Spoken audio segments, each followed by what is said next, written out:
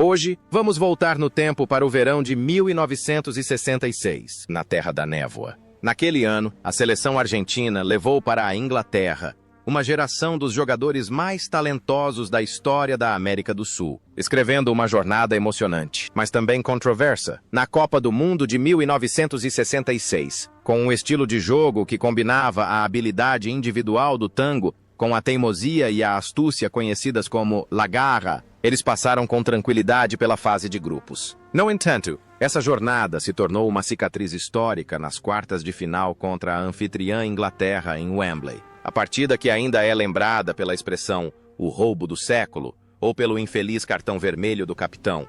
Mais de meio século se passou desde aquele verão incandescente. O tempo varreu tudo como uma enchente, moldando destinos diferentes na vida daqueles jovens. Alguns se tornaram lendas imortais, outros escolheram uma vida de reclusão, e houve também estrelas que morreram cedo demais em tragédias. Agora, vamos ouvir a história das vidas e dos destinos dos soldados argentinos em 1966. Antônio Ratín é mais do que um simples meio-campista. Ele é o coração, os pulmões e a alma da equipe. Aos 29 anos, Ratín se destaca como um farol no meio-campo, com sua estatura imponente e estilo de jogo autoritário. Ele é um líder nato, pronto para se lançar em qualquer situação crítica, lutar incansavelmente e controlar o ritmo da partida com sangue frio. A imagem de Ratín saindo de Wembley, esmagando a bandeira de escanteio britânica e sentando-se no tapete vermelho da rainha após receber um cartão vermelho injusto, tornou-se um símbolo de resistência e orgulho nacional para a Argentina. Sua atuação é mais do que futebol, é a afirmação de sua posição como um líder que jamais se curva. Após aquele fatídico verão na Inglaterra, a carreira de Ratín continuou ligada ao azul e amarelo do Boca Juniors. Surpreendentemente, ao longo de toda a sua trajetória no futebol, El Rata jogou por apenas um clube, o Boca Juniors. Ele se tornou um dos maiores jogadores de um só clube da história, conquistando inúmeros títulos nacionais e deixando um legado de lealdade absoluta. Após se aposentar em 1970, Ratín não optou imediatamente pela carreira de treinador, mas se voltou para um campo completamente diferente, a política. Com seu prestígio e influência, foi eleito e atuou no Congresso Argentino de 2001 a 2005, levando seu espírito combativo dos campos para o parlamento, a fim de proteger os direitos do povo. A vida pessoal de Ratín era um modelo de estabilidade e firmeza, assim como sua carreira como jogador. Ele viveu uma vida sem escândalos, respeitado não apenas por seu talento, mas também por sua conduta cavalheiresca. Dentro e fora de campo, Ratín sempre foi um líder, um homem de família e um homem da comunidade. A justa posição entre seu papel como um pilar em campo e um político firme fora dele é o testemunho mais claro de seu caráter. Sempre um apoio para os outros. Hoje, com mais de 80 anos, Antônio Ratín se aposentou para desfrutar do campo, vivendo uma vida tranquila com seus filhos e netos. Embora seus passos tenham diminuído, os olhos do capitão ainda brilham quando ele fala sobre Wembley 1966. Ele aparece frequentemente na mídia como uma testemunha viva, uma figura épica do futebol argentino, continuando a inspirar lealdade e coragem na geração mais jovem. Jorge Solari, apelidado de El Indio, o Vermelho, foi um meio-campista incansável e poderoso da Argentina na Inglaterra em 1966. Aos 24 anos, ele desempenhava o papel de uma máquina de movimento perpétuo na ala direita, atacando e defendendo sem parar. Não tão vistoso quanto Onega ou Artim, Solari conquistou os espectadores com seu entusiasmo, disciplina e grande espírito de equipe. Ele era uma peça indispensável para manter o equilíbrio no estilo de jogo da equipe. Após se aposentar dos gramados, Jorge Solari provou que sua mente futebolística ia além da corrida. Tornou-se um técnico renomado, comandando diversos grandes clubes e levando a seleção da Arábia Saudita à fase de grupos da Copa do Mundo pela primeira vez, em 1994. Mas seu maior legado provavelmente é a construção de um império do futebol com o nome Solari. Ele é tio de Santiago Solari, ex-jogador e técnico do Real Madrid, Esteban Solari, e sogro de Fernando Redondo. Ele nutriu e construiu uma das famílias mais prestigiosas do futebol mundial. A vida de Solari girava em torno do futebol. Da manhã à noite, da juventude à velhice, ele fundou o Clube Renato Cesarini, uma famosa academia de jovens na Argentina, que revelou Javier Mascherano e Martín de Michelis. Foi um professor dedicado, um verdadeiro educador, que sempre se preocupou com o desenvolvimento do futebol em seu país. Sua vida foi uma dedicação incansável, desde o papel de um ponta esforçado até o de um grande arquiteto. Hoje, em idade avançada, Jorge Solari ainda não se aposentou completamente. Ele continua acompanhando cada passo de seus filhos e alunos, e ainda desempenha o papel de um prestigiado conselheiro profissional. Sua trajetória é a prova viva de que um jogador não apenas brilha em campo, mas também pode semear as sementes de florestas verdejantes no futuro. Oscar Pinino. Mas era o membro mais jovem da seleção argentina de 1966. Com apenas 19 anos, ele carregava o entusiasmo e a ousadia da juventude. Com um pé esquerdo muito habilidoso e a velocidade de um carro de corrida, mas era uma ameaça constante na ponta. Apesar da pouca idade, ele não se intimidou com a pressão, mas jogou com confiança e agressividade. A atuação do jovem de 19 anos naquele ano foi a confirmação de um grande talento que brilharia intensamente no futuro. E de fato, após a Copa do Mundo de 1966, a carreira de Pinino Mas decolou. Ele se tornou uma lenda no River Plate e um dos maiores atacantes da história do campeonato argentino. O auge de sua carreira o levou à Europa para jogar no Real Madrid. Uma honra rara naquela época. Na Espanha, embora sua passagem tenha sido curta, ele deixou uma marca indelével. A carreira de Mas foi a trajetória de um craque do ataque que sempre encontrou alegria em marcar gols e brilhar em campo. Na vida real, Oscar. Mas é famoso por ser uma pessoa engraçada. Falante e um tanto engraçada, assim como seu apelido, Pinino. Ele tem uma vida agitada, repleta de anedotas interessantes. Apesar de ter se envolvido em alguns pequenos problemas financeiros e feito declarações polêmicas após se aposentar, ele continua sendo uma pessoa que ama a vida e é querido por seus fãs. Ele sempre fala dos velhos tempos com entusiasmo, como se tivessem acontecido ontem. Hoje, com mais de 70 anos, Oscar Mas continua vivo e bem, participando regularmente de programas de debate sobre futebol. Ele atua como um contador de histórias, uma testemunha viva que leva risos e nostalgia ao público. A paixão nos olhos do jovem de 19 anos nunca se apagou. Apenas agora arde nas histórias que ele conta para a próxima geração. Silvio Marzolini. Eleito pelos especialistas como o melhor lateral esquerdo da Copa do Mundo daquele ano. Aos 25 anos, Marzolini trouxe uma beleza romântica para a posição defensiva. Com longos cabelos loiros e um rosto bonito como o de uma estrela de cinema, jogava com graça, atacando e defendendo com ritmo e raramente precisando recorrer a faltas duras. Ele era a prova de que o futebol não era apenas um esporte de combate, mas também uma arte. Naquele ano, Marzolini não só parou os atacantes adversários, Marzolini passou toda a sua carreira de jogador no Boca Juniors, onde se tornou uma lenda imortal. Recusou inúmeras ofertas lucrativas de gigantes europeus, incluindo Real Madrid e AC Milan, apenas para jogar em La Bombonera. Após se aposentar, dedicou-se à carreira de treinador e foi quem levou o Boca Juniors ao campeonato em 1981, a temporada em que o lendário Diego Maradona brilhou intensamente com as cores do clube. Marzolini não foi apenas um grande jogador, foi também um mentor e um irmão mais velho que guiou o garoto de ouro. Na vida real, Marzolini é conhecido como um cavalheiro, modesto eleu. Ele tem uma vida familiar tranquila, longe de escândalos. Sua imagem em campo, um artista defensivo, curiosamente se traduziu em sua vida pessoal. Sempre elegante, impecável e cheio de autoestima. Ele passa a maior parte do tempo após a aposentadoria participando de atividades comunitárias do Boca Juniors e desfrutando da alegria de seus filhos e netos. Ele é um símbolo de amor puro e eterno pela bola redonda.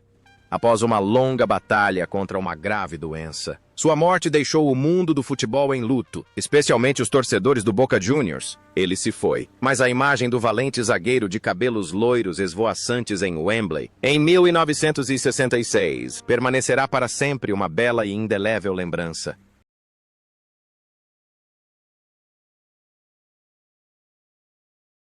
El Ronco, o cara da voz rouca, possuía velocidade estonteante, técnica individual soberba e uma visão tática aguçada. Ele era a ligação perfeita entre o meio-campo e o atacante Luiz Artime, criando belas combinações que desmantelavam a defesa adversária. Na Copa do Mundo de 1966, a carreira de Onega prosseguiu no River Plate, onde se tornou um dos maiores atacantes da história do clube. Apesar de jogar numa posição mais recuada, formou uma parceria formidável com seu irmão mais novo, Daniel Onega. Mais tarde, jogou no Peñarol, Uruguai, e no Vélez Sarsfield. Onega é lembrado como um jogador inteligente, que jogava com a cabeça e com os pés, um cavalheiro, em campo, com um estilo de jogo generoso e dedicado.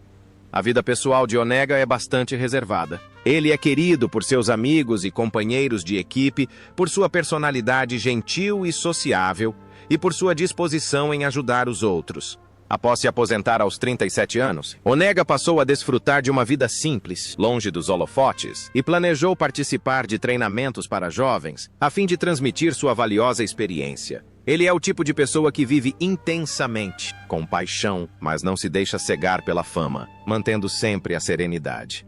No entanto, o destino reservou um golpe cruel para a vida do artista. Em 21 de dezembro de 1979, enquanto viajava com a família para a cidade de Rosário, Hermindo Onega sofreu um trágico acidente de trânsito. Ele morreu no local, aos 39 anos, quando sua vida pós-carreira estava apenas começando. A partida repentina de El Ronco foi uma grande tragédia para o futebol argentino, privando-o de um talento excepcional e uma grande personalidade em uma idade tão jovem.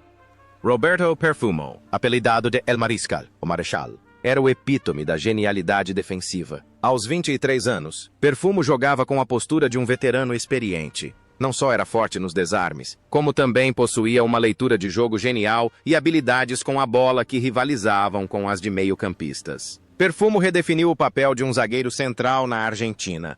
Defender não se tratava apenas de afastar a bola, mas também de iniciar um ataque. Suas atuações na Inglaterra, em 1966, fizeram o mundo se curvar em admiração a uma rocha que sabia dançar.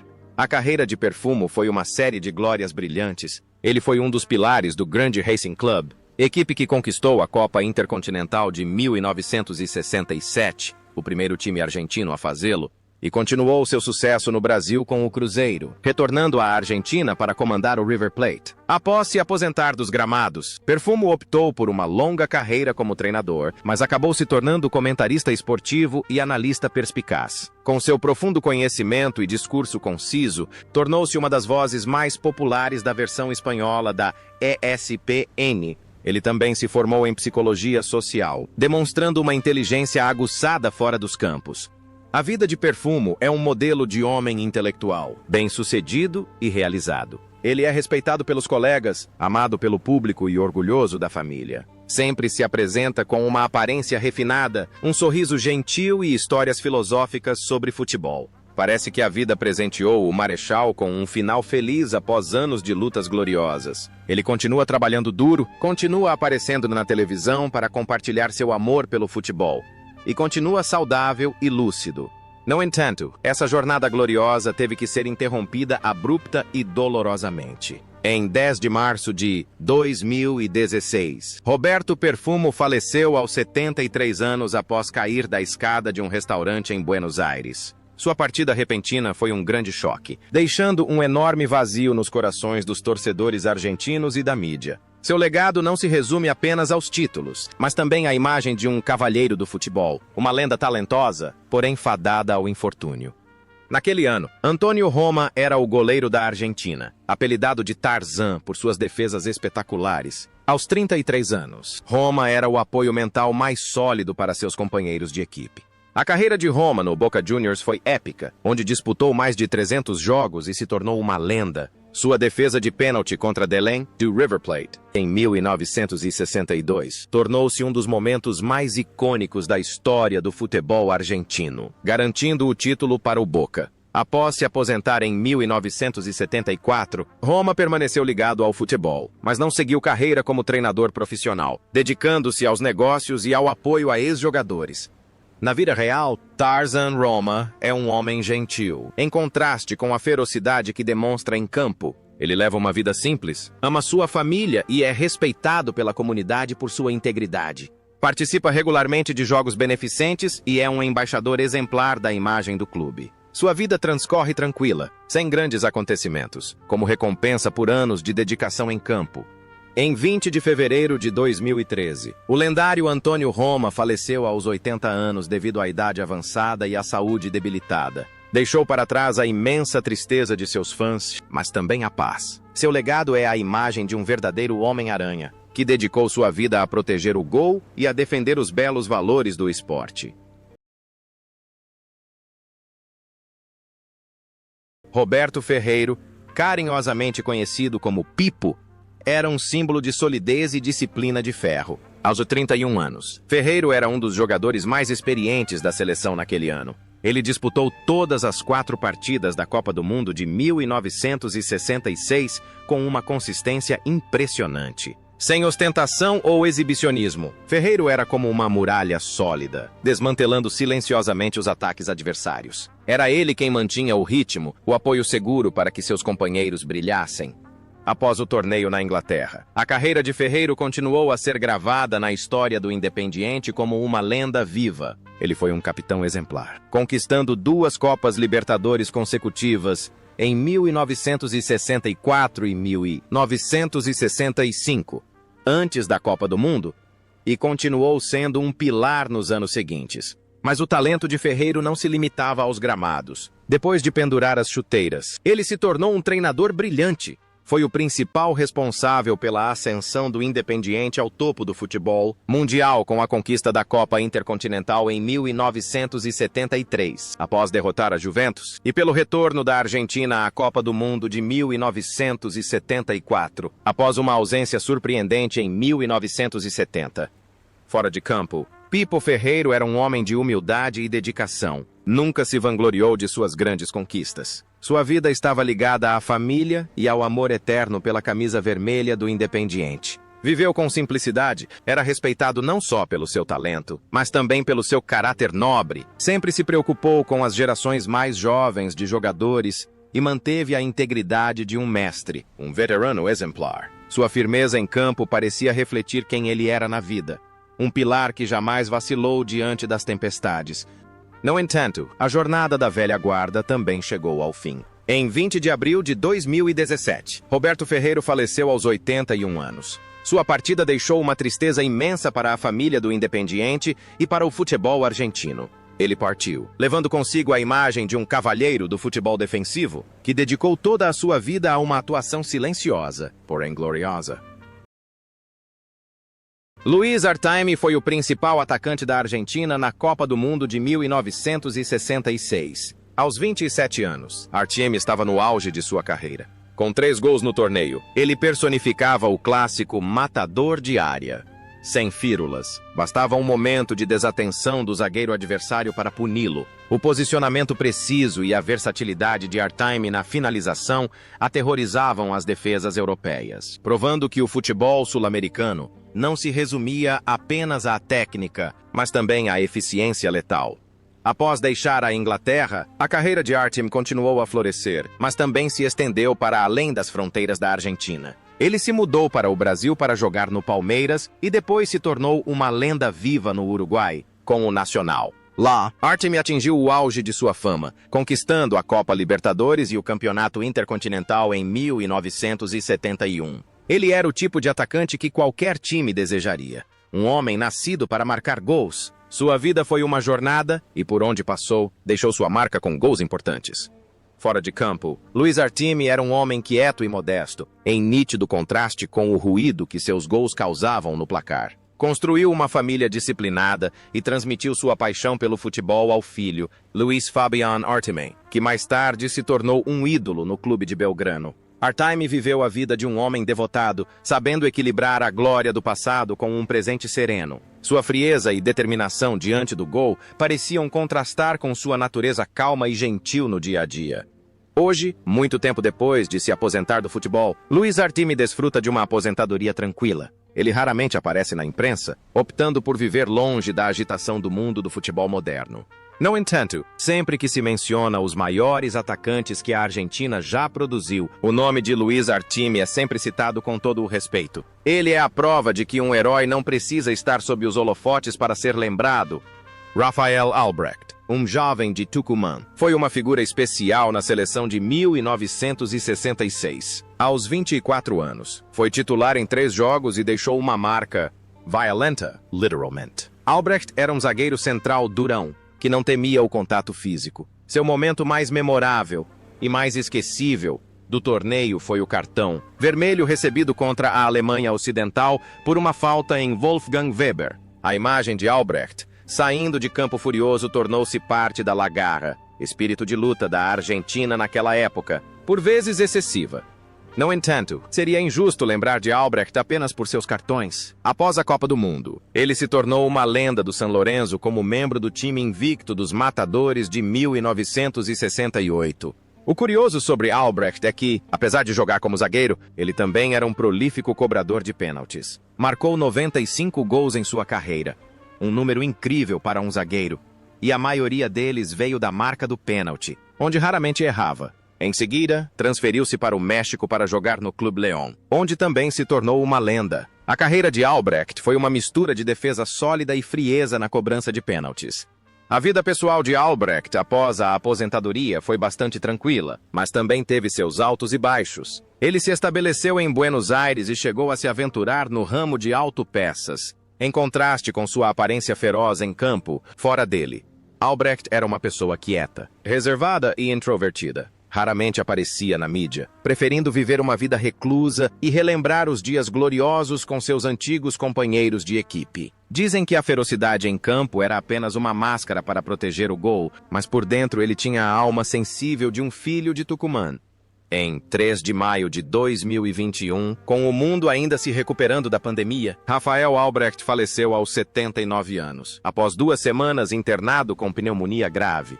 Sua morte nos lembra de uma geração que está desaparecendo, a de zagueiros centrais de aço, cujas cicatrizes em seus corpos são uma medalha de coragem.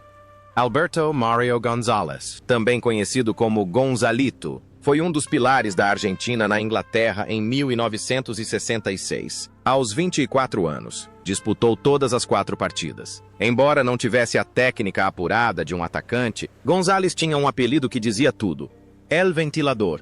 O ventilador. Isso se referia à sua incansável movimentação, abanando o time, criando espaços para que craques como Marzolini e Onega brilhassem. Era o tipo de jogador que se sacrificava silenciosamente, realizando o trabalho árduo para manter a equipe funcionando sem problemas. A carreira de González em clubes esteve ligada ao período áureo do Boca Juniors na década de 1960. Com mais de 200 jogos pelo Boca, conquistou 3 campeonatos nacionais. Gonzalito personificava o espírito do Boca, lutar até a última gota de suor.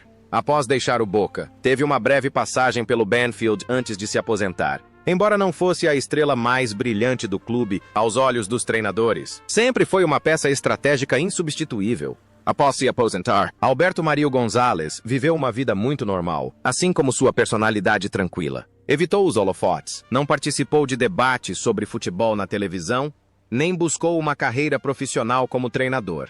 Escolheu a vida de um torcedor fiel, acompanhando seu antigo time das arquibancadas ou pela tela da TV. Essa humildade fez com que as pessoas o admirassem ainda mais. Um herói sem capa, um trabalhador incansável que dedicou os melhores anos de sua juventude ao futebol.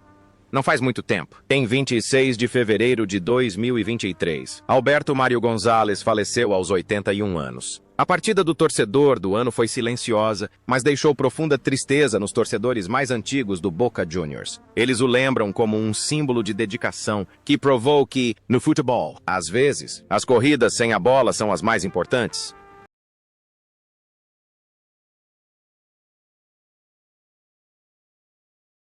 José Omar Pastoriza, ao El Pato, o Pato, foi convocado para a seleção inglesa de 1966 aos 24 anos. Embora seu papel em campo naquele torneio não tenha sido particularmente proeminente devido à forte concorrência, foi um trampolim para que ele ganhasse destaque. Pastoriza não era apenas um talentoso meio-campista com a capacidade de controlar o jogo e cobrar faltas potentes, mas também um líder nato. Ele era o presidente da Associação dos Futebolistas Argentinos, agremiados, liderando a histórica greve de 1971 em defesa dos direitos dos jogadores. Sua aura de chefe era evidente mesmo quando jogador. A maior conquista da carreira de Pastoriza veio no capítulo seguinte, quando se tornou treinador. Ele é uma lenda imortal do Independiente, que levou o time a inúmeros títulos, incluindo a Copa Libertadores e a Copa Intercontinental. É famoso por seu estilo de gestão que conquista corações e mentes, sabendo como cativar seus jogadores e inspirá-los. Seu lema, "Entrem em campo e joguem como homens", tornou-se um princípio orientador para muitas gerações. A vida de Pastoriza sempre foi vibrante e apaixonada. Ele era sociável, adorava festas, a vida noturna e era sempre o centro das atenções em qualquer comemoração. Mas por trás dessa aparência rude, havia um coração ardente para o futebol e para seus colegas. Ele viveu cada momento intensamente, amou e odiou com clareza e sempre protegeu as pessoas que amava. Sua generosidade lhe rendeu amigos em todos os lugares, desde grandes estrelas até funcionários comuns. Contudo, aquele coração apaixonado parou de bater repentinamente. Na madrugada de 2 de agosto de 2004, José Omar Pastoriza faleceu de um ataque cardíaco em sua casa em Buenos Aires, enquanto ainda era o técnico do Independiente, aos 62 anos. A morte de El Pato foi um grande choque, deixando toda a Argentina em choque. Seu funeral foi um dos maiores do mundo do futebol, onde milhares de pessoas compareceram para se despedir de um líder, um grande irmão.